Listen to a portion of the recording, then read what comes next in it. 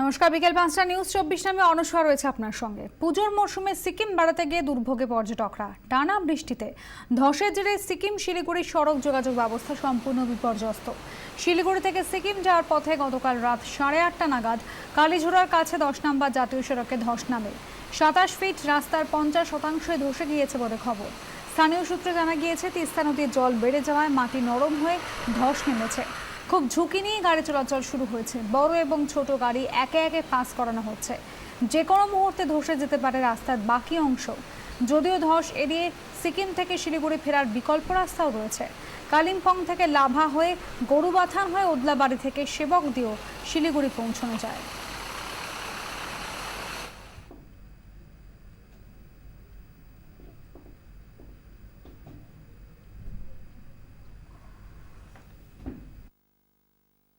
Side तो हो रहा है अभी बारिश के मौसम है।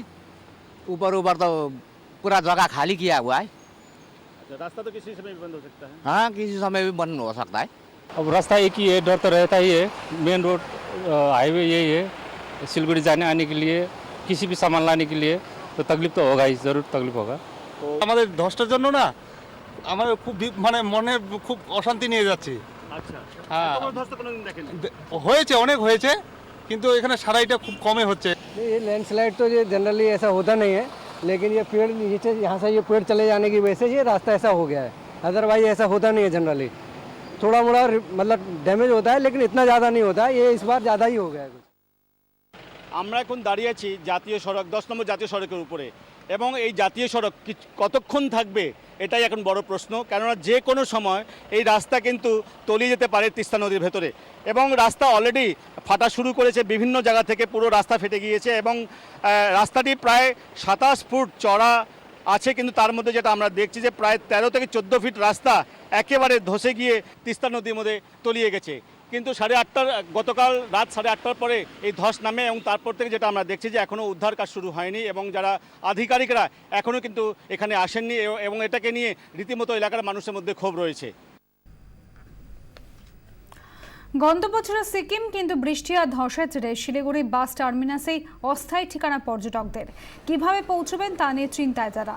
সিকিম যাওয়ার বাসের অপেক্ষায় বসে রয়েছেন পর্যটকরা, কিন্তু বাস কখন ছাড়বে তার কোনো নির্দিষ্ট খবর নেই কারোর কাছে।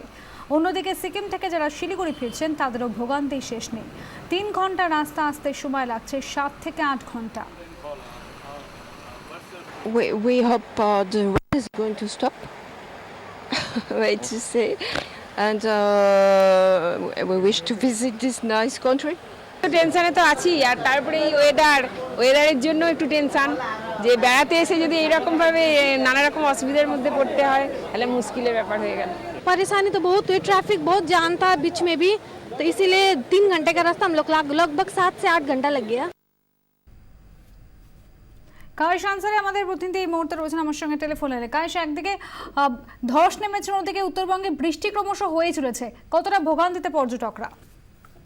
अच्छा, यहाँ पर जो वृष्टि हो रहा है वो तो अभी रुकने का नाम ही नहीं ले रहा है। तो यहाँ पर जो पर्यटक है, मैंने पर्यटक से भी बात किया, जो आज यहाँ पर पर्यटक आए हुए थे, उनसे बात किया तो उन्होंने बताया कि मेरा 3 दिन का प्रोग्राम दार्जिलिंग में है, बालू छोटे हुए संदकपुर जाने का। लेकिन मैं आज जब यहाँ पर पहुंचा तो वहाँ पर देखा कि यहाँ पर तो बहुत जोर का बारिश है। तो मैं क्या करूँ, यानी फैमिली को, बच्चे को लेकर आया हूँ, छुट्टी का मौका लेकर ही आया हूँ, लेकिन मैं कहीं घूमने जा नहीं सकता, कहीं भी जा नहीं सकता।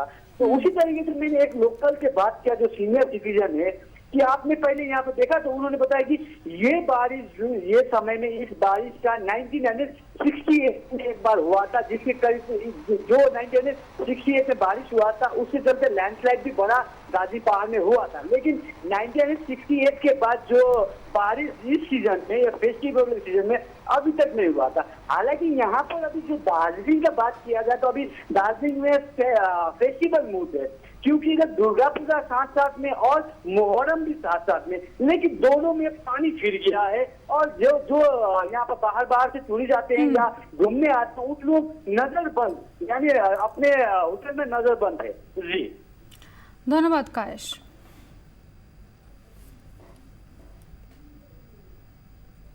এদিকে প্রবল বৃষ্টির জেরে ভেঙে পড়েছে রক্তিখোলা ব্রিজ। শিলিগুড়ি থেকে মিরিক যাওয়ার জন্য এই ব্রিজকে ব্যবহার করা হয়। গতকাল রাতে বৃষ্টি প্রায় 50 ফিট ভেঙে গিয়েছে। সকাল থেকে মেরামতির কাজ শুরু হলেও বৃষ্টির জেরে ব্যাহত হচ্ছে সেই কাজ। মেরামতির পর তা আদৌ ঠিক থাকবে কিনা তা নিয়েও সংশয়ে রয়েছেন বাসিন্দারা। প্রবল বৃষ্টিতে তিস্তা, মহানন্দা সহ বেশ কয়েকটি নদীর জল বাড়ছে।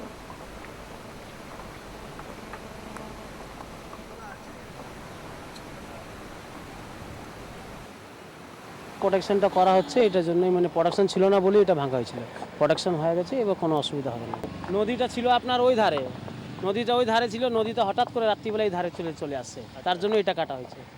আর জলটা বেড়ে গেছিলো, তাহলে জলটা এখনটা কমায় গেছে। জলটা কালকে এই পর্যন্ত জলটা ছিল। এখান থেকে মিরিক কত কিলোমিটার আছে? এখান থেকে 40 किलोमीटर। बारिश पड़ रहा है, अब ये टिकेगा कि नहीं टिकेगा वो हम लोग नहीं बोल सकते हैं। अब पानी कंटिन्यू होने से अब कुछ भी हो सकता है। अब बड़ा भी हो सकता है इसमें घटना, तो मतलब गाड़ी बंद भी हो सकता है। एक ही रास्ता नहीं, एक तो कच्चा रास्ता है, लेकिन वो बहुत डिफिकल्ट रास्ता है, मतलब कोई रास्ता ही नहीं है। बगान का अंदर से, जंगल का अंदर से जाना पड़ता है। সকালে কিছুক্ষণের জন্য বৃষ্টি কমেছিল, কিন্তু আবার প্রবল বর্ষণ শুরু হয়েছে। গতকাল যখন প্রবল বর্ষণ শুরু হয়, তারপরে এই রক্তিখোলার যে ব্রিজটা সেটা ভেঙে গিয়েছিল, এবং সকাল থেকে যেটা আমরা দেখছি যে এখানে মেরামতির কাজ চলছে এবং বৃষ্টি আবার চালু হয়েছে। মিরিক যাওয়ার রাস্তা আবার চালু হয়েছে, কিন্তু যে হারে প্রবল বর্ষণ শুরু হয়েছে তার ফলে এই ব্রিজটাকে কতক্ষণ আটকে রাখা যাবে সেটাই এখন বড় প্রশ্ন, এবং সেদিকে সবাই তাকিয়ে রয়েছে। পাহাড়ে প্রবল বর্ষণের কারণে মহানন্দা নদী, তিস্তা নদী এবং রক্তিখোলা নদীর তার জলস্তর কিন্তু অনেকটাই বেড়ে গেছে।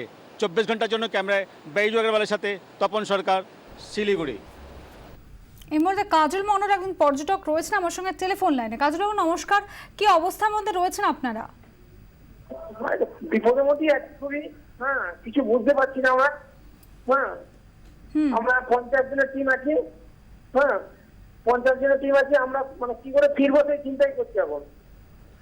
কাজল বাবু, প্রশাসনের তরফ থেকে কোনো রকম যোগাযোগ করার ব্যবস্থা করা হয়েছে? আপনাদের উদ্ধার করার কোনো ব্যবস্থা কি দেখছেন? না, আমাদের কাছে কোনো প্রশাসনের কোনো তরফ থেকে কোনো রকম যোগাযোগ করা হয়নি এখন। হ্যাঁ, খাবার দাবার সঙ্গে আছে আপনাদের? খাবার দাবার মানে হোটেলে যেটুকু দিচ্ছি সেটুকু খাচ্ছি। হ্যাঁ, আর কালকে বেরিয়ে মানে চিন্তা ভাবনা নেই কিভাবে যেতে পারি আমরা। কবে এখান থেকে বেরোতে পারবেন কিছু বুঝতে পারছেন? আমরা কিছু বুঝতে পারছি না। হ্যাঁ, আমরা কিছু বুঝতে পারছি না কিভাবে বেরোবো না বেরোবো।